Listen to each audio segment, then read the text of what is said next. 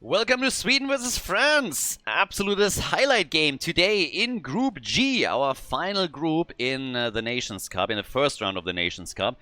Again, 28 teams in total, 7 groups with 4 teams each. First place advances to the second round of the tournament, and the second place, they still got a shot to make it to Phase 2. All they got to do is win the last chance qualifier where all of the second places participate. And this is going to be a big one. Honestly, both of these teams are excellent. And we had the Hungarian team in the group. We also have Team USA in this group.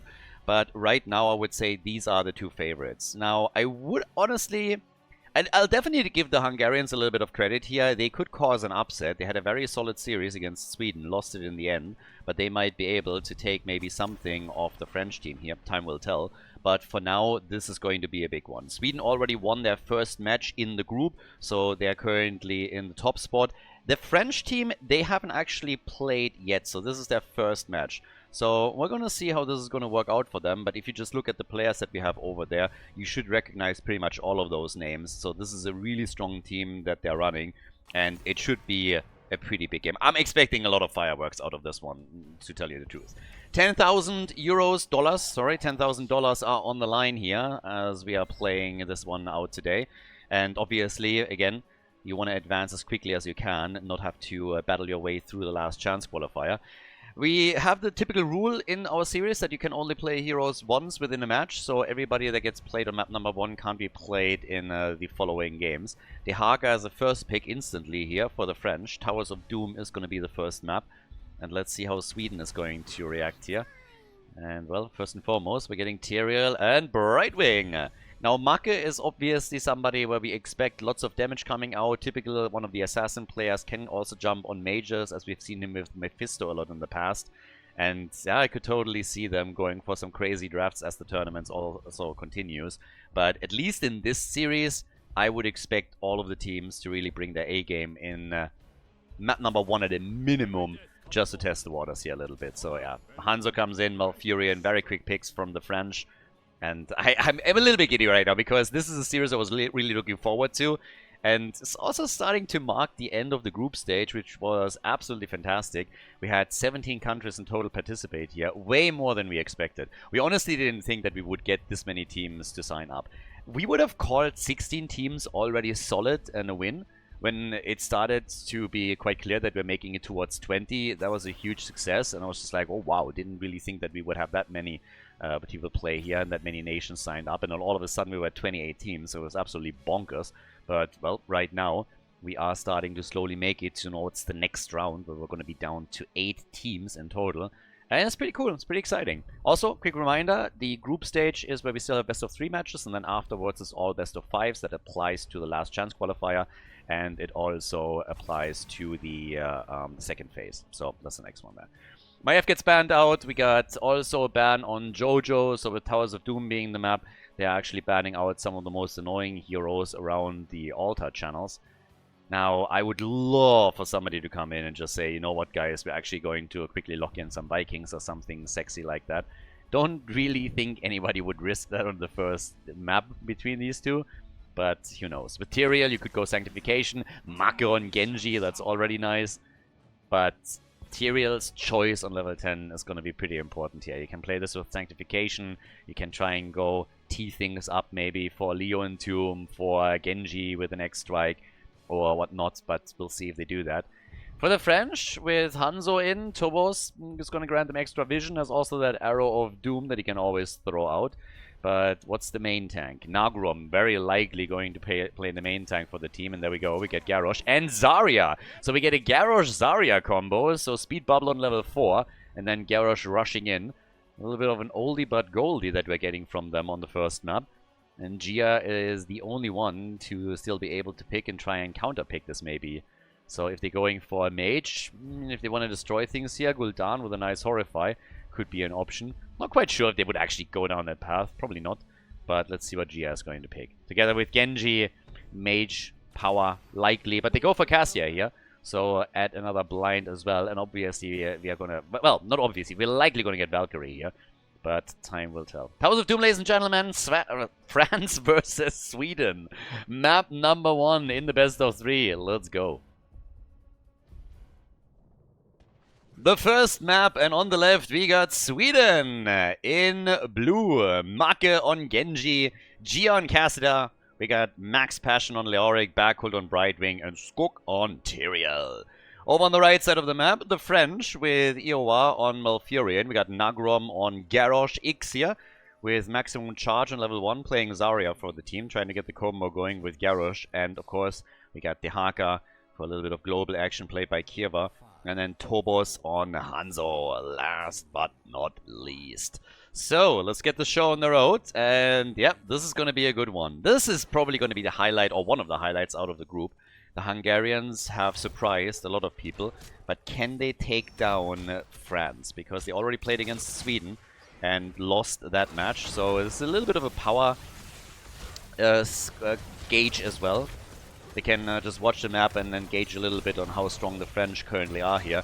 Because if the French team is all of a sudden bodying Sweden with a 2-0, then it's going to be pretty tough for the Hungarians. If on the other side Team Sweden is able to take this one, then who knows, we might get a big upset with the Hungarians claiming a victory against the red team. But that's obviously just like, you know, projecting a little bit and thinking about past this match, thinking about what could possibly happen in the group. For now, this is definitely the big one in Group G, and we'll see how well both of the teams are going to do here. If Sweden wins this one, then they are in just an absolute stellar spot to make it out as first seed of the group. So we'll see if that happens for them, or if the French shut them down and take them apart here. For now, Nagrom is a little bit low at the front. The side laners have taken their position, obviously. There's the flip against Tyrael. Oh, and Brightwing. Khaldor had to help out, or this could have been the end of Skok.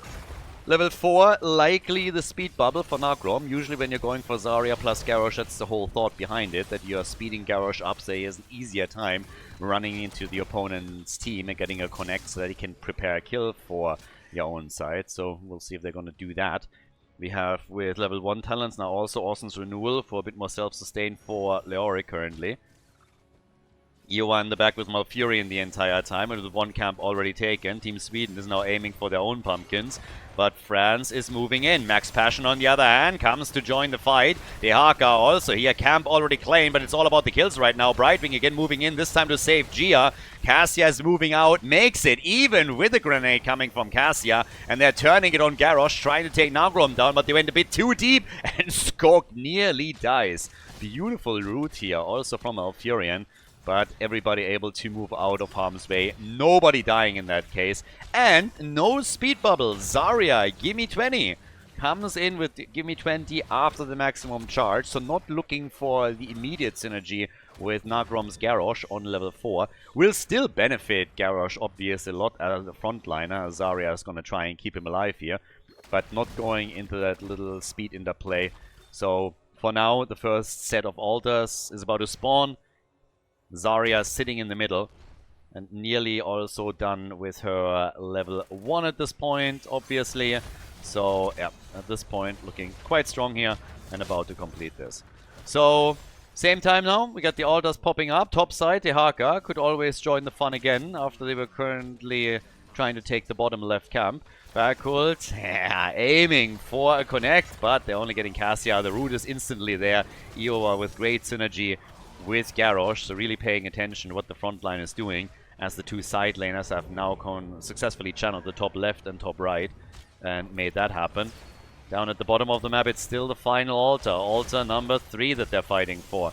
So the attacks keep coming. Tobos getting pushed back a bit further. Once again, the move for Gia. Brightwing there to the rescue. The body blocks on the other hand, really making it tricky for Cassia. Still able to get out. And Nagrom always low, always at the front. Gets the heal once more. And now we are nearly 4 minutes into the game with lots of action, lots of aggression. But we haven't seen a single kill yet. The blue team is falling back and France is able to channel altar number 3 and take a lead in core points. A small one. Still looking good here. Quest nearly completed for Garrosh, by the way, as well on level 1. Level 7 is kicking in for both of them, which gives us now also the pinpoint accuracy. Pumpkins claimed once more, and the next battle is already unfolding with the Haka moving in. Leo's on the way, but he's a bit late, and there's the first blood as Cassia falls. On the 3rd time, they're finally getting the kill. Another approach. Leo instantly ghosting towards the middle. And Brightwing in trouble! And Genji too. But they couldn't get that second kill. Oh, that was clutch. Both Tyrael and Brightwing super low in that engage, but they were both able to make it out. So now the wall at the bottom of the map is already partly destroyed. And the French team is looking strong here. They're stealing the opponent's pumpkins away. They have a small lead. They got the first kill. And we'll see how much more they can build with this. We're talking Hanzo. We got him with Redemption on level 1, Explosive Arrows on 4, and then the Sharpened Arrowheads on level 7 on the build. Genji with the Augmented Guard now on level 7. And he's obviously going to be the one trying to move between the lanes with his mobility and maybe assist Leo slightly when need be. Dehaka still with the rotation. Leoric matching it. But the 4-man at the bottom of the map, slightly in favor of Team France. Not a massive lead by any means, but this is really the moment when Garrosh is moving in again, trying to get another connect. They're aiming for Genji, but the route was a bit delayed, and Maka had no problem disengaging from that fight. But the pressure is there. With all that sustain that is coming in from France, they're doing very well on this right now. So 10 stacks on level 4 for Zarya. Cassia without any stacks so far. Double altar is up. Dehaka and Leo have both joined, so it's a full 5 versus 5 right now. With Maka still sitting at the bottom of the map, trying to get the channel. Nagrom moving in for the interrupt, forcing Garrosh obviously to move in for it. And the same is happening with Kiewa at the top. Dehaka is trying to sneak that in, can't. And Nagrom still looking for a connect, specifically looking for Brightwing here, with Berghold always shutting it down and quickly moving out of harm's way. Leo, well, he's trying, but Ixia is coming in. Now we got level 10 abilities, and the problem for Team Sweden is that they don't have the level 10 yet. So here's the advantage for Team France that might just allow them to take the 2 altars. They got the Twilight Dream on Malfurion. Kiewa is again trying to channel. Leo in the middle looking for XP. Here comes the ult from Hanzo and Dehaka. They're aiming for Marke and they get the kill. Genji is gone and both of the altar channels have successfully been made by Team France, who are now pulling ahead with 24 to 36 points on the core. So very strong opening for Team France, now that we have Team Sweden also on level 10 abilities. They're still waiting for their first kill in the game. So far we have 2. We get on level 10 Valkyrie as expected. It's Sanctification for Tyrael. But still the pressure through the bottom of the map from Team France. The red team with 35,000 damage on the side of Hanzo. We got 25,000 for Cassia. And yeah, they continue to apply pressure here. That wall already destroyed. The bell tower will take damage soon. And Garrosh continuously waiting for another opportunity to create a kill for the team. Marke, always happy to get... Oh, this is a connect with... The connection with the Valkyrie was actually nice, but there just wasn't enough of a follow-up. Now they're targeting Nagrom again. The Twilight Dream of Iowa ruins all the hopes they had, though. And it's the end of Tyrael. It just explodes in, but they can't get that kill. Half a level of an advantage still for the red team. And the boys on the left side of the map are now losing another pumpkin camp. Successfully stolen away by the French. Quest nearly completed actually now for Hanzo. Well, for Genji, nice arrow from Hanzo a second later. Gia killed, and that is kill number 3. Guys, Team France is absolutely running the show here currently. 4 kills to 0, half a level ahead. It's not like they're insanely dominant and winning every single battle, but they are just inching out one small victory after another, and it's slowly starting to add up. So they're closing in on level 13 talent, and Sweden is clearly struggling with this. This entire combo around Garrosh and Zarya is becoming problematic for the blue team. There's a single altar now down at the bottom of the map. Level 13 talents already give Team France an edge, and that's an easy channel on the altar. Sweden isn't willing to fight this, not with the disadvantages that they currently have here. We're getting the spell barrier on level 13 now for Zarya. Dehaka with a ferocious stalker. And still this continued pressure at the bottom of the map as they're aiming for the bell tower conversion, which is already very, very low. Valkyrie, Unstoppable being used. Better safe than sorry. Here comes the Entomb, and it's also missing. Forces Zarya to dodge out towards the top. Garrosh with a save. Even the Sanctification coming out, but now the triple arrow. And it is France just trying to turn it on Sweden. And that's a beautiful play here, especially from Zarya with a nice ult. They get Cassia. They're looking for Leo. They take him down too. Counter kill attempt on Zarya, but she survives, gets the shield. Brightwing is dead. The lick on Genji, and it's a quad kill. 4 heroes down in total, and Team France with some massive momentum right now. Fantastic fight here by them, and a huge victory. It's 8 kills to 0 currently, and the French, they know one direction only, and that is forward. I'm as surprised as you are. But top side, Dehaka, after pushing the wave in, now aiming for the next camp. I mean, they've established a 1.5 level lead here, and yeah, they're just crushing it. 20 points on the blue team's core. Leo trying to get away from this now too.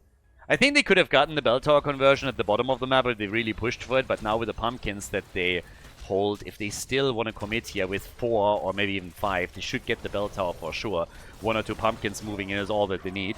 Unstoppable being used, forcing the opponent back. There's again a beautiful ult from Zarya. Huge plays, and that's a double and eventually a triple kill right there. Nicely done. Bell tower conversion and the triple kill. That is about as good as it gets. They lock in kill number 4. And Zarya just with some fantastic ults. Ixia is crushing it here. Absolutely love this. And now, of course, 5 shots fired thanks to the single altar that we have on the map. And that's going to drop the blue team down to 15 points on their core.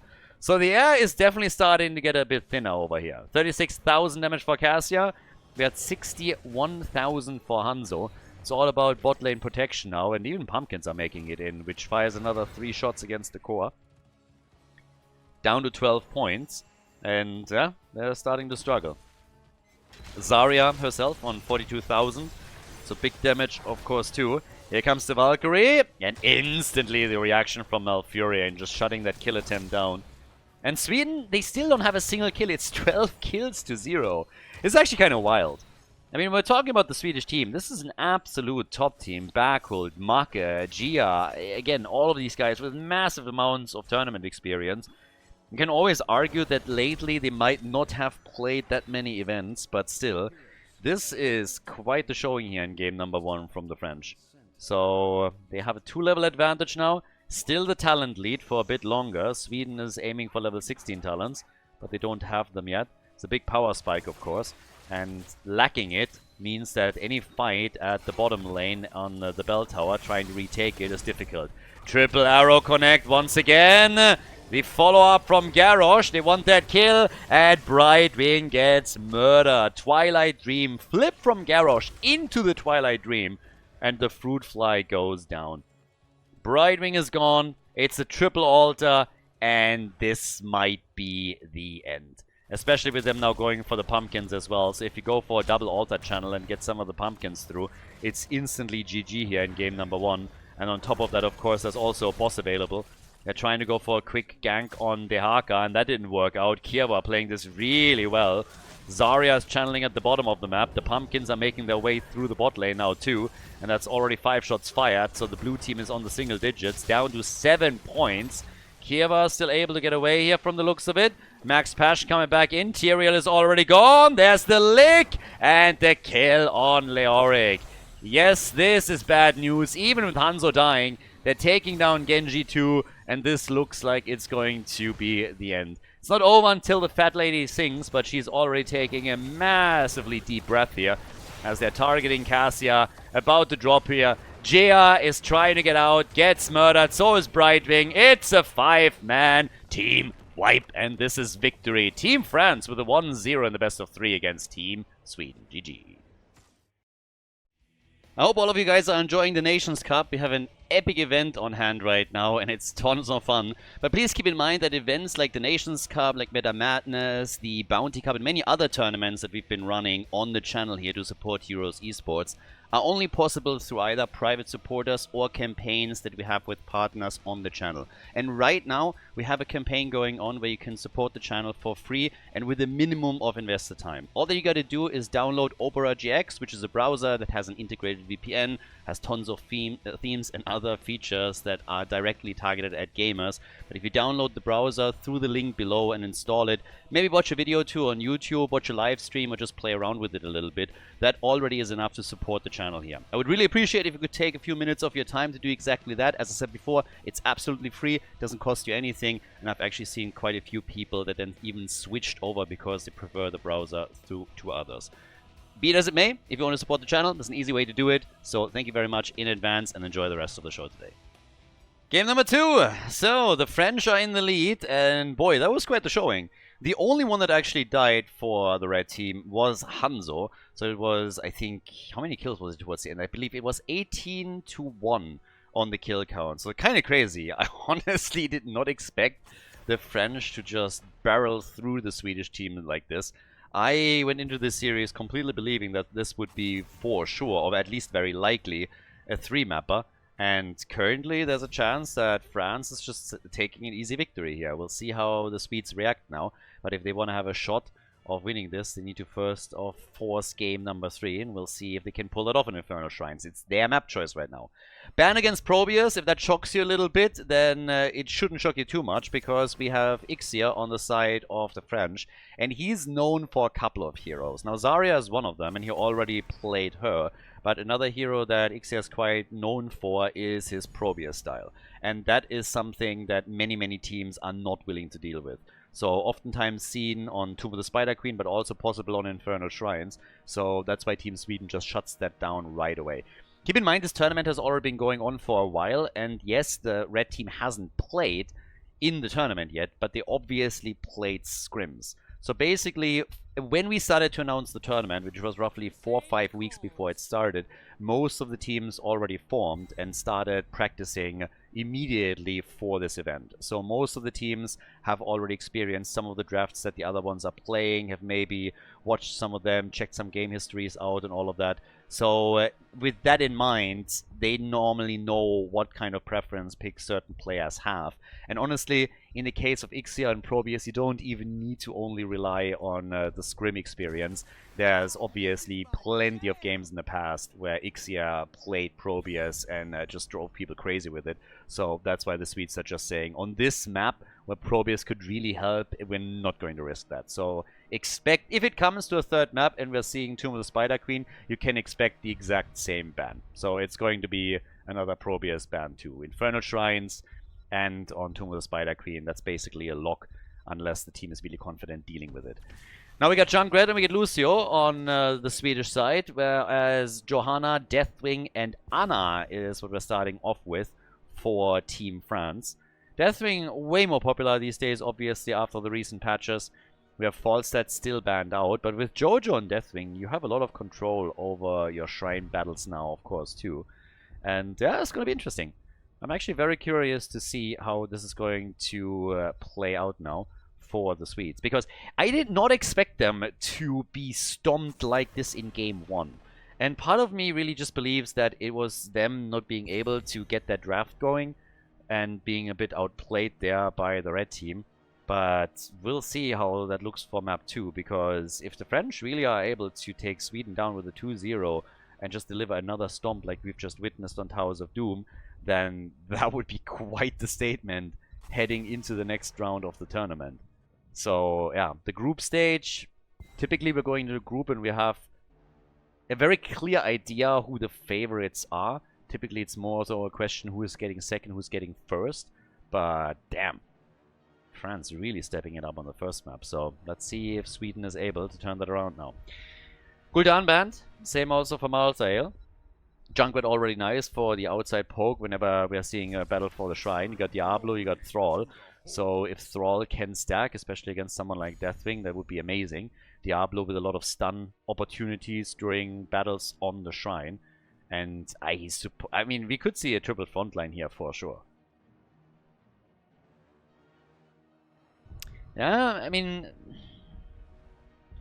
If you want to go for extra damage, or thinking maybe even Tacita, the nice thing with Tacita is you have some extra burst damage, you have some AoE, you can play with Diablo as well. Oh, and Kierva with his Illidan. Known for that too, but I didn't think that we would get an Illidan pick. Jojo Deathwing Illidan, Kel'Thas supported by Ana. Damn. I like this. The French. Look at those drafts. I'm a fan. I was just talking about Tacita because, again, you put the wall in, Diablo has more stun targets. It's a combo that we've seen multiple times in Infernal Shrines. But then the French came in with that Illidan pick. I mean, damn. So they go Greymane instead. Got the bullet now too. But, whew, spicy drafts over here. I am hyped. Ladies and gentlemen, Infernal Shrines, our second map. Can the French pull it off and make this a 2-0 victory? Or is Sweden coming back and forcing a third game? We're going to find out right now. We got a potential bang on our hands. Nice drafts that we're getting here. So, Make for Sweden on Junk, where we got Gion Greymane, Backhold with Lucio, and then Max Passion with Thrall. And last but not least for the blue team, it is Skok on Diablo, with a Soul Shield on level 1. Over on the right side of the map, we're now getting Ixia on Ana, Eowa on Deathwing, and the interesting pick, Kierva on Illidan. And for Kierva, this is obviously also a preference pick. It's someone that he feels very confident with, has played Illidan in the past, but not really a big part of the meta any longer. So them going into that pick already quite telling. Topos on Kel'Thas, and then Nagrom on Johanna as we're heading into the battle. And noteworthy probably too that we have Thrall not going for Maelstrom Weapon as his level 1 talent, but instead Echo of Elements, which we've seen a few times now too. They have to try and deal with Illidan. Most likely it's going to be bursty damage that they're looking for here. Illidan in the late game can of course wreck you quite easily. It's definitely going to be a bit of a problem. Illidan always introduces chaos into a fight. If you can deal with this and coordinate well with a good stun and a bit of focus, you can usually deal with him. But time will tell if Kierva is able to make a difference in these team battles. With Lucio, you have the mobility on the map right now. Backhold obviously offers a lot of vision as well, as he's trying to sneak in and give some info on the opponent. We'll have, at the same time, Thrall just trying to stack this up. Echo of Elements can be really powerful when you are able to max it out in particular, but you need 100 stacks for that. Deathwing, he's of course quite strong and oftentimes delivering tons and tons of damage here. We'll have to deal particularly with Greymane and Thrallin later on, as Illidan at the top early on in the game is still struggling a bit against Max Passion. This is definitely the phase in the game when Illidan is having more of an issue, is also being zoned away from the globes now. And that makes the sustain for Kierva really tricky on the lane. As you can see, he was already forced to tap the fountain cooldown. And that's not really great when you are not even 2 minutes into the game. So great job by Thrall trying to deal with this.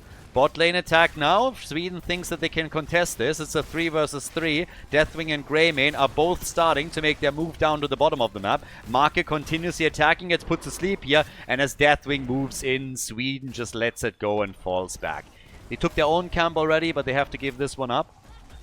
Thrall at the top now also has to go for a fountain tap, but obviously he's a bit ahead of Illidan here, who instantly starts attacking again. And level 4 talents kick in as Kierva is trying to shut Thrall down, and he's doing a little bit better here currently. So it would be really beneficial for the side lane of the Swedes if somebody could rotate up and apply a bit more pressure to give him the better edge on the lane. 12 stacks currently, which means 8 missing before he gets his mana management with the first reward, and then after that utility kicking in on 40 stacks of course.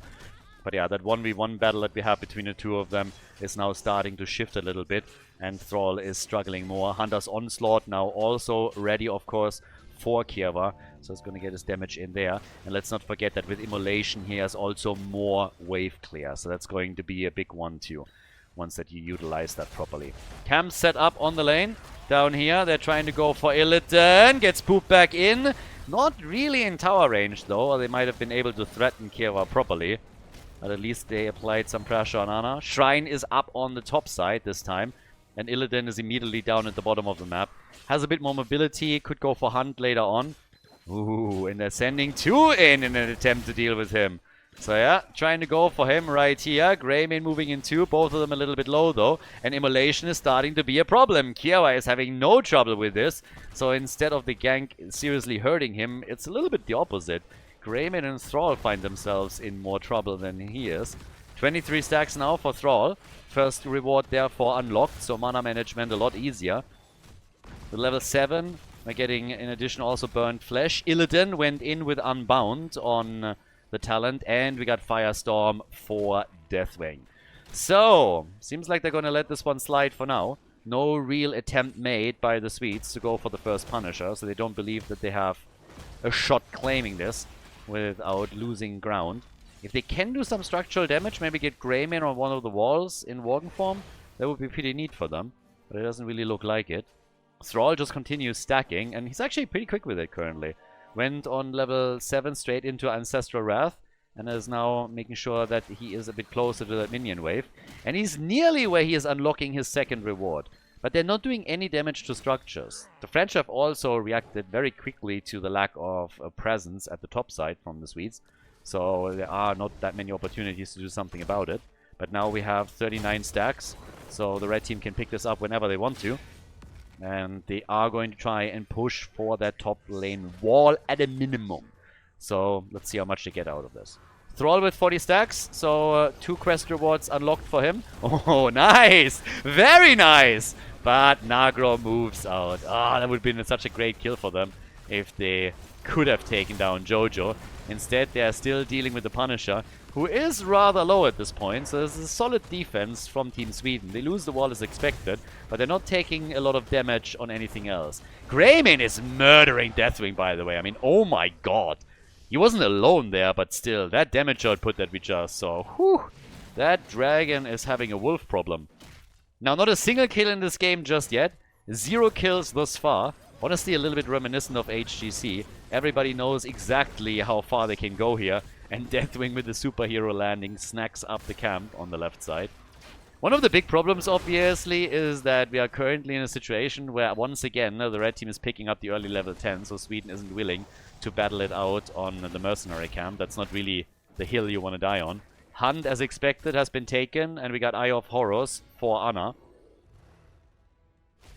Blue team still waiting for the heroics, and 51 stacks now for Thrall. Again, he's doing pretty okay. Thrall is just coming in here continuously, and he's now rotating between lanes, gets a little bit of an assist in the middle. So that's an easy set of stacks that he got here without even having to do anything. And keep in mind that once that he unlocks the last reward, it's actually quite a powerful one. Bullet now in, as you would expect for Greymane. Going to be solid. We have Deathwing as a nice target on the other side too. But once that you have 100 and you can strike the multiple target multiple times and you get the additional bounce, you can get not only a lot of extra wave clear in, but if you have a 5 versus 5 or maybe you're ganking up on 2 or 3 heroes, you can do a lot there. Talking about ganking up though, Thrall is the first one to be ganked up on, and that is First Blood. 6.5 minutes in. First Blood for Team France. So, big one for them. Yeah, Earthquake didn't save him here. We got also the Lightning Breath for Diablo. And it is not quite a level lead yet, but we're slowly there. So, we'll see.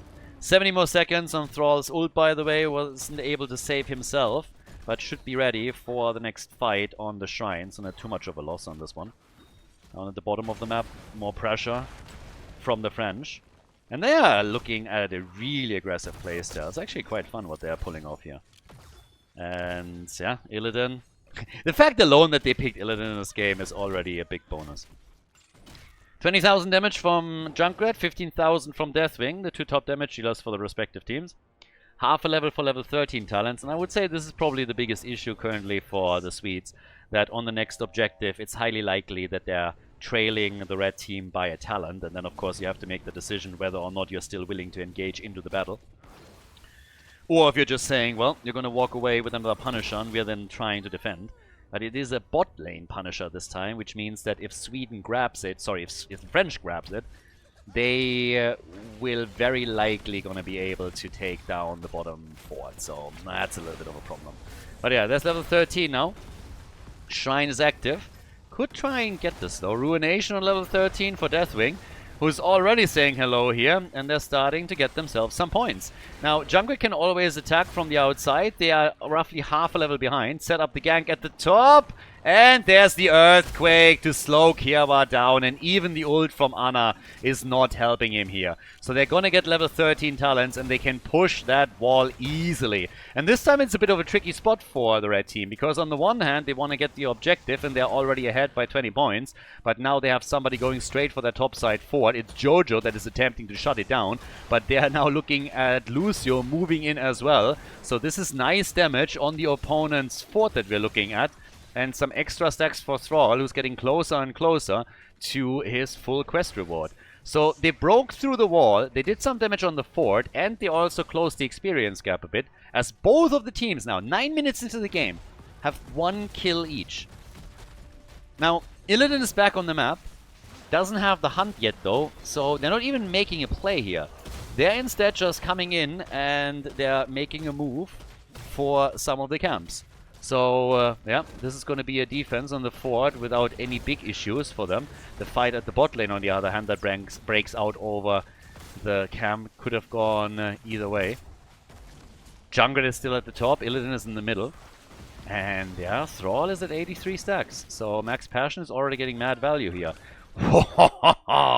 Marke barely got away as Deathwing and Illidan were both trying to go for him, and then even Ana popped her ult to try and ensure that Marke would fall, but he survived. Now on the other hand, beautiful gravity lapse, the barbecue to zone them away here. Greymane with solid damage. I mean, damn, Gia, and then that wall stun from Diablo. They want Jojo and they get her, but they lose Diablo in the same fight. Diablo gone, everybody else is able to escape. And Diablo obviously was fully stacked, so he can escape.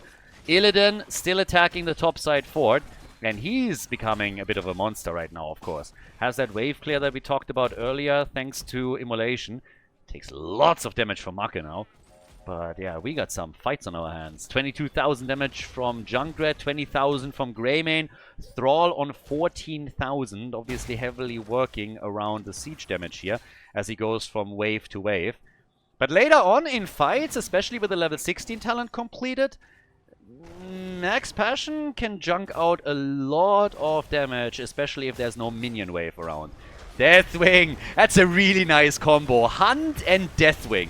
Like a Hunt attack, a Hunt stun, and then Deathwing just coming pinpoint onto the target and starting to take that down. Blessed Shield, and what a play! The French! Holy macaroni! Damn, 16 talent and they are forcing the fight. Such a small window of opportunity and the French instantly make a move here. That was sexy. They have that talent advantage just for the smallest period, and then there's an opportunity. Johanna takes it, the follow-up is there right away, and they get 3 kills out of it. Beautiful play that also results in the mid lane fort getting targeted. Skork still alive, and he's trying to slow them down as best as he can. Seems like he will hold on to the fort at least for now, but that was a massive step forward for the French team. Good damage again for Thrall as he starts to utilize his tools, but look at Tobos with another pinpoint accuracy move with his gravity lapse. Illidan reigning supreme on a macro level, now moving down to the bottom of the map and damaging the fort here too. So the French are actually attacking on multiple fronts. They got Kiowa on the side, doing lots and lots with his wave clear and his aggression against structures. Pretty similar to what we've seen Rich do in the past when he tried to popularize his lane pressure with Illidan. But he can always join the team fight too when they see an opportunity with Hunt. And then EOY drops on the target too after the stun. And of course with Blessed Shield and Gravity Lapse, you have so much more CC on the red team too. But we're going for the objective now, and this is where they could always fight back. Quest on level 16 with 1 stack already. The Thunderstorm for Thrall is going to be a big tool for them.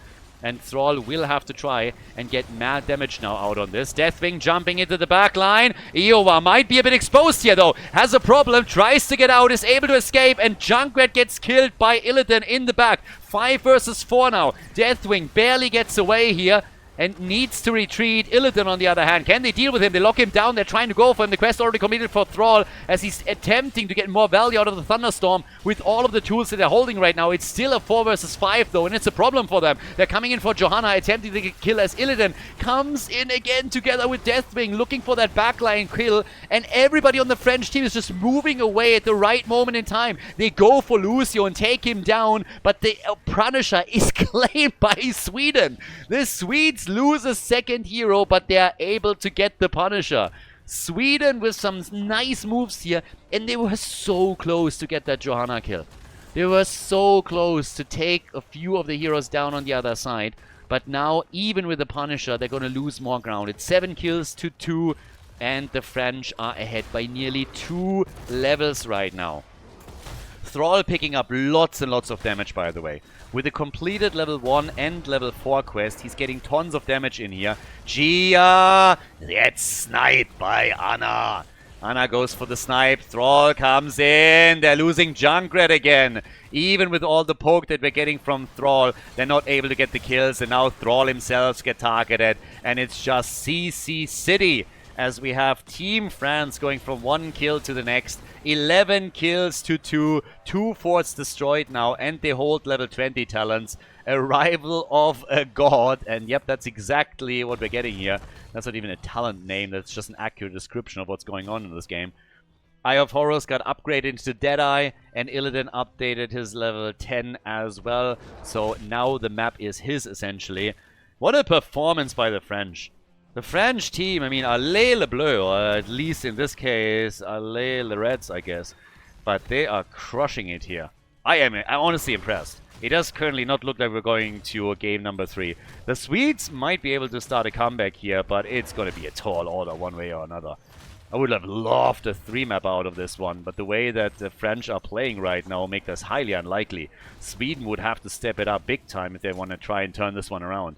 Not impossible, but given the fact that we have a 2-level gap currently, whew, you gotta soak a ton just to get to an even talent here.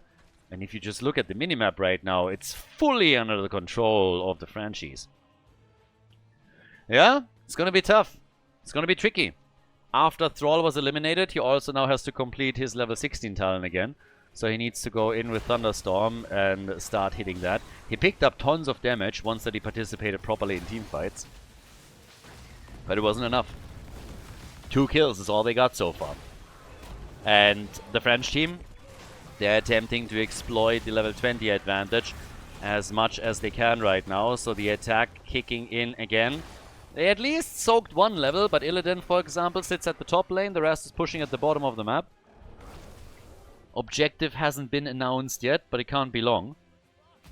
So very likely we're going to get another free Punisher for the French team. Don't think that's going to be possible for the Swedes to soak an entire level in that time frame. But damn. I mean, Max Passion and Berkhold just sitting there. There's nothing else they can do. They need to wait. They can't move out on the map. Illidan can come in with Hunt, stun you out, Blessed Shield, follow up. Too many stuns, too much CC. You essentially got to sit in base and then try and get experience whenever it presents itself. So now that the Shrine is activating in 30 seconds... I mean, honestly, they are probably going to fight for this. They're going to get level 20, aren't they? Oh, they're grabbing the experience at the bottom of the map quickly. 15 seconds left. Top side is going to push. So the next wave is coming in. They're going to be slightly late to the party, I would assume. Maybe by 10 seconds. But they should be able to pick this up a lot faster than expected. There's a wave in the middle, a wave at the top. And then Bob's your uncle. So right now, there's the move. Already a little bit of pew-pew-pew happening from Anna, but yep, they're looking for Storm Talents. Passive experience is going to tickle in. They haven't taken a fort down yet, by the way, but there they are, Storm Talents, and now it's party time. Now is the move. Extra oomph is in. Earthen Shield, big one.